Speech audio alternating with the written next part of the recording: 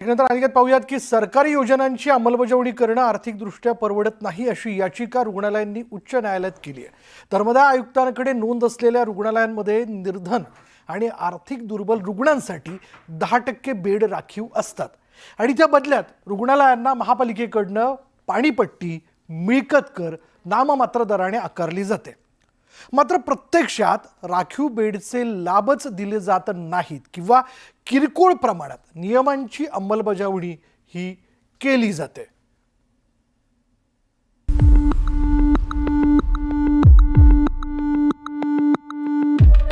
पुण्यात धर्मादाय आयुक्तांकडे नोंद असलेले तब्बल 58 रुग्णालय आहेत। त्यात संचेती, रुबी, सह्याद्री, जहांगीर, आदित्य बिर्ला, डी.वाय. पाटील यांचा समावेश आहे।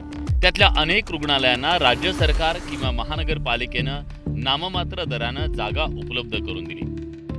मिळकत करांसारख्या अनेक करांमध्ये सूट देण्याचे लाभही रुग्णालयांना मिळाले। निर्धन आणि आर्थिक दुर्बल रुग्णांसाठी 10% बेड राखीव ठेवणं बंधनकारक असताना प्रत्यक्षात काय होतंय ते ऐका। कसं बसं आम्ही कायदेशीर भांडणं करून त्या ठिकाणी ॲडमिट पेशंट केल्यानंतर आम्हाला उत्तर दिलं जातं की बाबा मग पेशंटमध्ये उपचारामध्ये तफावत केलं जातं, कधी औषध गोळ्यांसाठी चिठ्ठी आणून दिली जाते। वास्तविक पाहता धर्मादाय आयुक्ताचा नियम आहे की एखादा पेशंट ॲडमिट झाल्यानंतर त्याला औषध गोळ्यासहित सर्व टेस्ट सहित त्याला मोफत उपचार करणं। मग या कॉट गेल्या कुठे? याच्या अशा वेळेस हॉस्पिटलने काय केलं पाहिजे की बाबा आम्ही एवढ्या रुग्णांना उपचार दिलेले आहेत, आता या महिन्यात हे रुग्ण आमच्या इथून आउट झालेले आहेत, यांच्यासाठी एवढा खर्च झालेला आहे, अशी सरळ पाटी लावणं गरजेचं आहे। याच्यासाठी जे प्रशासन म्हणजे धर्मादाय आयुक्त आहे, तर धर्मादाय आयुक्त आणि यांचे हॉस्पिटलचे काही लागेबंदे आहेत का? तर ते हे ठरवूनच काही गोष्टी करत आहेत असं वाटायला लागलेलं आहे। पुण्यात 58 धर्मादाय रुग्णालय आहेत। 58 रुग्णालयात 10,000पेक्षा जास्त बेड आहेत। त्यातील 1,000 बेड हे गरीब निर्धन रुग्णांसाठी राखीव आहेत। मात्र रुग्णालयांकडून अनेक रुग्णांची उपचार करताना अडवणूक केली जाते।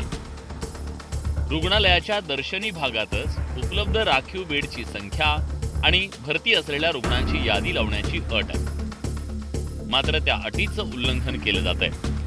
धर्मादाय रुग्णालयातील गैरप्रकार टाळण्याची जबाबदारी असलेले अधिकारी तक्रार करूनही कारवाई करत नसल्याचा आरोप करण्यात आलाय। विषय अनेक वेळा चर्चेला गेला, टीका झाली, त्या वेळेला अनेक GR काढले गेले, सुधारणा केली जाईल असं म्हटलं गेलं होतं। 2-3 महिन्यापूर्वी नर्सिंग होम ऍक्टचं सुद्धा पालन करत नाहीत म्हणून शासनाने समित्या नेमल्या, परंतु पुढे काही झालं नाही। थोडे दिवस गेले की सगळ्यांच्या त्या गोष्टी विस्मरणात जातात आणि पुन्हा एकदा त्या रुग्णालयाची मनमानी चालू होते।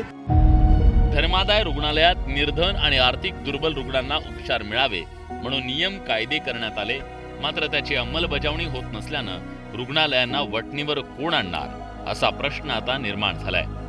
व्हिडिओ जर्नलिस्ट सचिन हंचाटेसह वैभव सोनवणे, न्यूज 18 लोकमत, पुणे।